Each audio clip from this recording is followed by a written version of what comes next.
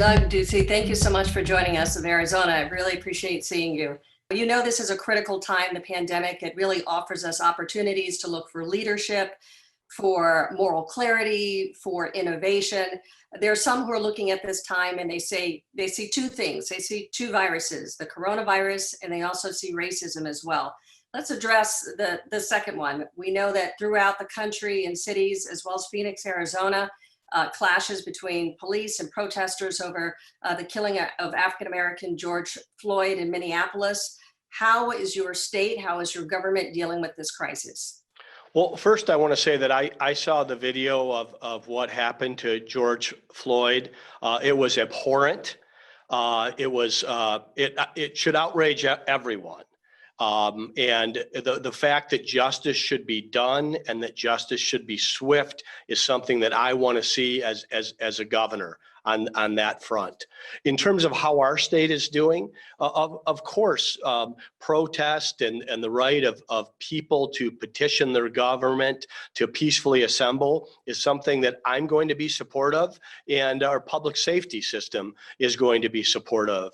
We heard from the president who said when the looting starts, then the shooting starts. There have been a number of governors who have condemned those remarks. What do you make of them? Well, I think we can have a protest and it should be peaceful. I do not think we should be having riots. Now, we've been able to avoid that in Arizona. I'm someone as a leader who thinks that sometimes we need to lower the volume and to lower the heat so that we can bring back peace. But there are issues that need to be addressed here. I don't want to discount those issues. I don't think what I've seen on the video feeds are addressing the issues that need to be addressed in terms of what happened in Minnesota. Let's talk about the pandemic, about the coronavirus. This has been an incredibly challenging time for many. And in Arizona in particular, I mean, there are some circumstances there. We saw Memorial Day weekend, the easing, the relaxation of restrictions, but now a spike, another spike, if you will, more than 900 COVID or suspected COVID cases in the ER.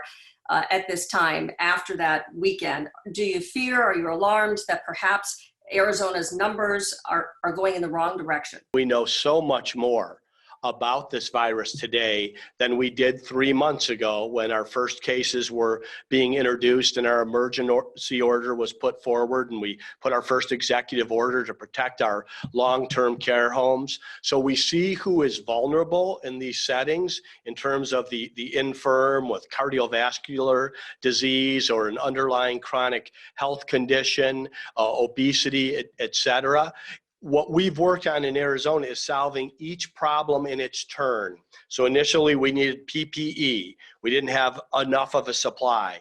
Beyond that, we saw what was going on in New York State. And in a pandemic, you plan for a worst case scenario. So we wanted to make sure we had proper hospital capacity, a number of ICU beds if necessary, and enough ventilators. In each of those categories, Arizona has capacity. We are prepared. We can care for anyone who is sick and needs that care or that comfort. The Navajo Nation in your state has the highest per capita COVID cases in the country, surpassing New York and New Jersey. You've come up with some creative and innovative ways of working with the Navajo Nation, whether it's with the Arizona National Guard, partnering with Coca-Cola, or Doctors Without Borders. Tell us what the best approaches have been. We do a weekly conference call with Washington, D.C., Vice President Pence, Dr. Deborah Birx, Dr. Anthony Fauci, Dr. Robert Redfield, FEMA, all of those folks. And they open the mic just like this, and governors are able to advocate for what they need, especially in March when really everything was coming at us at once. And it was Navajo that needed our help. help. We surged with Black Hawk helicopters going up to the Navajo Nation with emergency medical responders who also built a field hospital on Navajo. Now we're working with Tuba City and Chinle and the medical availability that's there. And I think that we were vocal enough that I actually received a personal phone call from the president of the United States who wanted to know how were things on Navajo Nation. And this was in early April when the problem that every governor was trying to solve across the country was ventilators. We felt comfortable where we were statewide with ventilators, but with some of the projections that were coming out from some of the models, Navajo may have been cut short. FEMA was able to surge to Navajo Nation an additional 100 ventilators. And I think that that was a spirit of partnership from the president of Navajo Nation to the governor to the president of the United States, that while it has been a very difficult time, we have had the medical response for the people that have needed it on the nation. How do you balance the need of the state and revenue? I know that when you first became governor and there was a huge deficit, within your first year, you managed to balance the budget successfully. I imagine at this point, you know, the budget has been blown up and you have places like the Grand Canyon that really depend on tourism, but at the same time, the risk of bringing all of those people into your state. What goes through your head? What's your thinking process in terms of how to balance those needs? Well, I would say rather than balance, the word that I would have as my watchword would be prioritize. And if you put public health first and make the right decisions around that, this is the first pandemic that any of us have dealt with.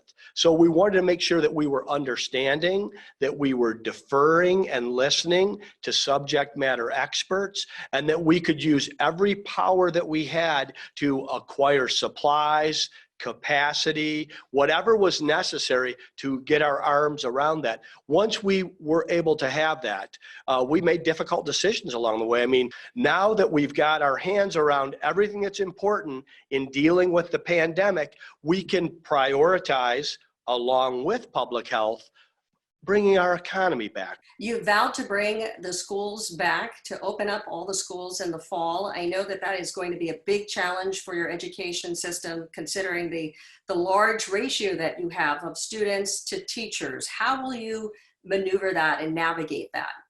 Well, this is a decision informed with public health. I mean, that's our director of health services that said this is safe to do this. It's also necessary to do this. And the watchword in terms of bringing back public education in the fall is going to be flexibility.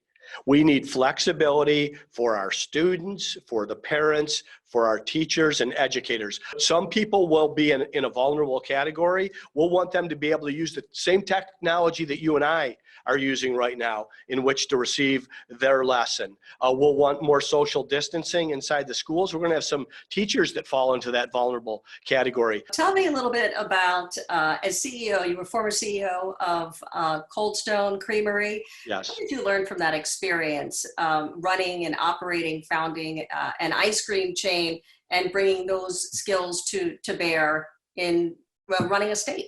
Those business principles that I learned as a CEO, they do apply as a governor. You are the chief executive. You get to set the vision, chart the course, pick the people. And I do think running Cold Stone Creamery, which people know is an ice cream brand, and I'm proud of its reputation, but it was also a franchise organization. So I had to work with other entrepreneurs. They didn't report to me. They were in business for themselves, not by themselves. I think that skill set has been unique in allowing me to work with the legislature. I respect the legislature as a co-equal branch. If I'm going to have great success as a governor, I need to be able to get my priorities through the state legislature, work with both Democrats and Republicans alike, and set those priorities. So I think that training that I had, and also the fact that this is in the second part of my career, I always say to young people that are interested in politics, please go do something else. Turn a classroom around, build a business, join the military, get something that you're a subject matter expert in, and then run for public office and bring that expertise to the public square, the ability to just run and win elections is not really an ability to change things in public office and public policy. You, through the Aspen Institute, were a Riddell Fellow. You had a very diverse class. You became friends with former Congresswoman Mia Love of Utah, as well as Congresswoman Ayanna Pressley of Massachusetts. Tell us what that means to you, the friendship and really the connections that you have maintained through that fellowship. Well, both of them are wonderful people, and I've seen both of them. We keep in touch. I see their profile on the national stage. I really loved my time in the Aspen Rodell Fellowship, but those friendships have shown me that people come with the right intentions, and that their intentions and motivations shouldn't be questioned. What should be debated and discussed are the policies and the outcomes and the results. And I do think this idea of making friends, of breaking bread, of sharing stories allows you to have a relationship and a certain level of respect in how we deal with each other in the public square. Because as Americans, we love the back and forth and the give and take. But I want to do it from a position of we should be persuading the public that our idea is the superior idea, and then we should be accountable for the results. And that's really what you see in the Aspen Rodell Foundation, the way they moderate the readings. You go through everything from the Declaration and the Constitution to all these other readings that were brought together. And I've saved all those. I reflect back on them and value. If you look at the alumni on both sides of the aisle, they do a pretty good job, present company accepted, of their selections. Governor, thank you so much. Really appreciate your time. Thank you. All the best Appreciate to it. you, really. You too.